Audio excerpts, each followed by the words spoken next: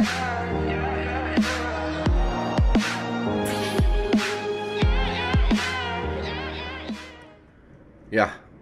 selamat siang menjelang sore. Dua match, salam Just Talk dulu sebelumnya. Dua match Champions League.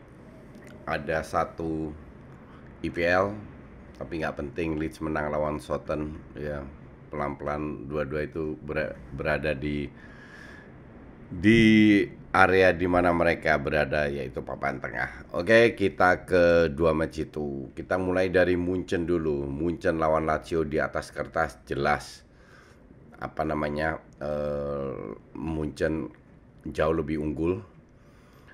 Lazio di Serie A Liga keempat aja masih terseok-seok. Tapi Lazio ini yang gue harapkan sebuah pertandingan seru, di mana Lazio bisa memberi kejutan seperti mereka memberi kejutan kepada Dortmund. Ternyata kejutan itu benar terjadi, hanya tidak menguntungkan Lazio.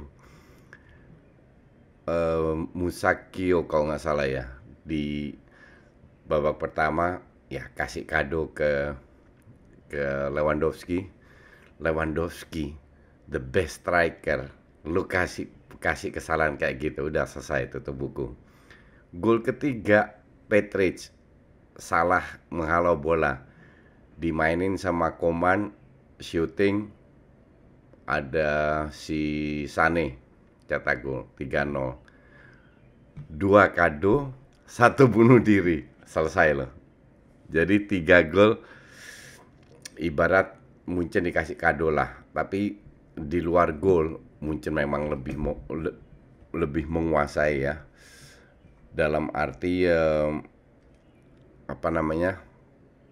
dari sisi permainan, they control the game. Apalagi babak kedua masuk setelah 4-0 itu udah nggak ada bahayanya lah. Ya Lazio sekali-sekali shooting ke arah gawang, sekali-sekali berbahaya, tapi bener-bener membahayakan ya, akhirnya dapat 1 gol. Ya it's okay lah. Intinya adalah ya Lazio emang nggak layak lolos, ketemu Munchen salah drawing. Oke, jadi 4-1 di kandang, ntar dihabisin lah, Munchen pasti lolos. Terus ke match yang paling seru, Chelsea Atletico. Gue bikin preview, gue bilang gue tidak bisa prediksi bagaimana jalannya terjadi karena ada 2 pilihan.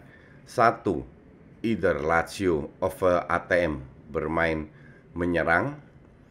Di atas kertas kan mereka bermain di kandang, jadi harus cetak gol duluan, nggak boleh kebobolan.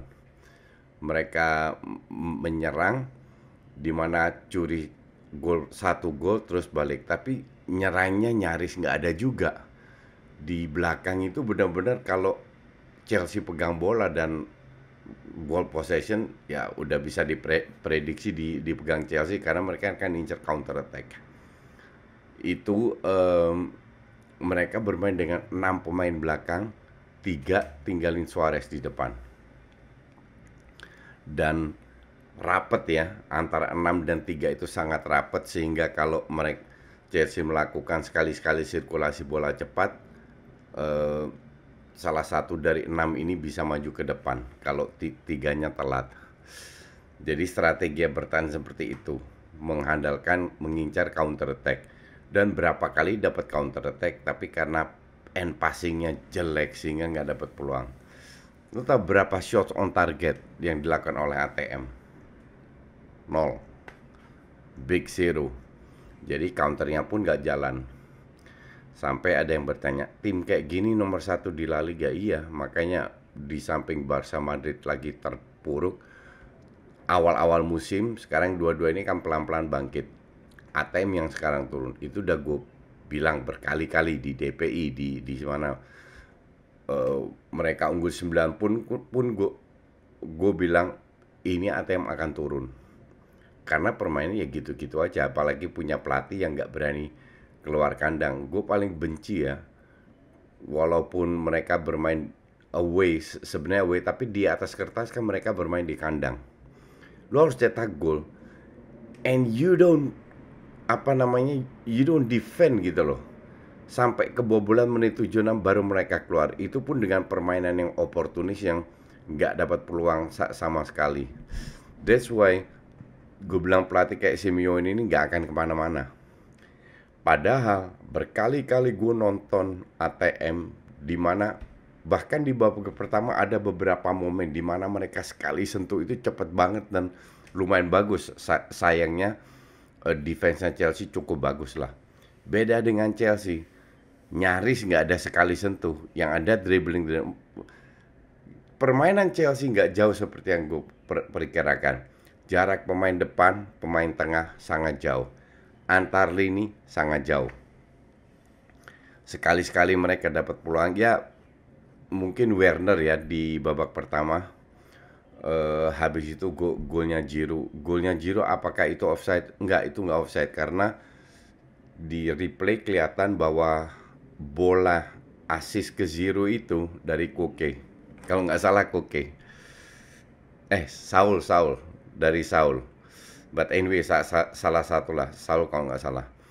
Jadi bukan dari pemain Chelsea. Itu ya ibarat assist jatuh dari langit, bukan gol jatuh dari langit, tapi assist jatuh dari langit. Karena si Saul ini kan pengen buang bola, tapi bolanya justru ke arah kiper. Dan finishingnya Giroud keren banget ya. Inilah bedanya sama Tammy Abraham. Kalau Tammy Abraham nggak kelihatan, sering nggak kelihatan, dan benar-benar nggak kelihatan. Giroud sering kali nggak kelihatan, tapi dia bisa cetak gol. Dan ya Chelsea tidak merubah sistemnya 3-4-3.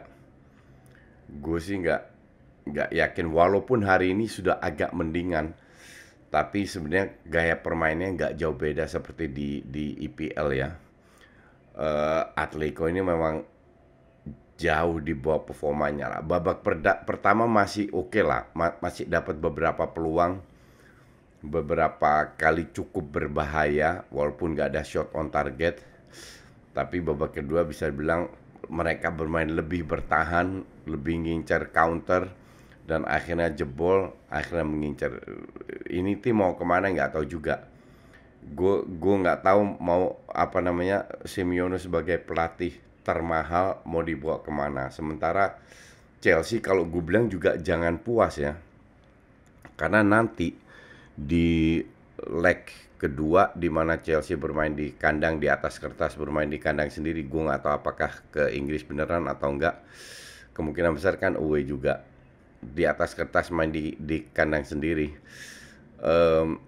nggak bisa meremehkan. 1-0 dalam sepak bola Eropa is nothing. Kalau mereka benar-benar niat untuk keluar, siapa namanya ATM dengan antar pemain itu lebih rapat, makanya mereka dengan gampangnya bermain sekali sentuh dan sampai ke luar.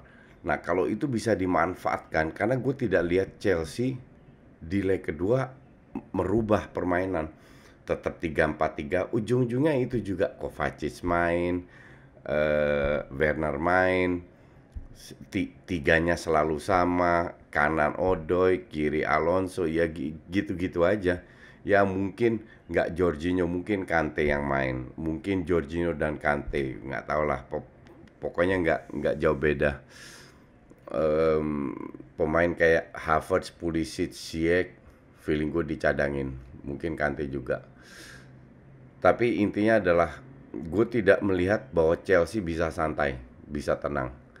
Kalau ATM dari awal di leg kedua niat untuk menyerang, itu bisa bahaya loh. Serius, karena ATM kalau seandainya lagi on fire, lagi bagus, itu bagus banget mainnya. Cuman ya gitu, jangan kita berandai-andai ya. ATM unggul 2-1, contoh aja nih, unggul 2-1 di kandang Chelsea, terus pasti ATM bertahan, dan ATM bertahan di menit-menit akhir jebol 2-2, Chelsea yang lolos. Skenario seperti ini itu ada di benak gue, bahwa filosofinya yang Simeone ini bagus nggak berlaku. Karena gue paling nggak bisa terima tim bertahan, dia yang lolos. Walaupun once in a while itu terjadi, tapi untuk gue tim bertahan, apalagi timnya mampu menyerang, oke? Atletico punya segala kualitas untuk bisa main menyerang, tapi berkat pelatih katrok kayak begini bermain bertahan. Jadi untuk gue seharusnya unggul 1-0 Chelsea harus play smart lagi. Biarin mereka yang datang incer counter karena Pulisic dan Mason Mount dan Werner itu cukup kenceng, apalagi kalau Tammy Abraham yang main. Sangat kenceng dari sisi counter attack. Tapi ya kita tunggu, kita lihat apakah Tuchel bisa mengantisipasi pada saat ATM bermain menyerang dari detik awal.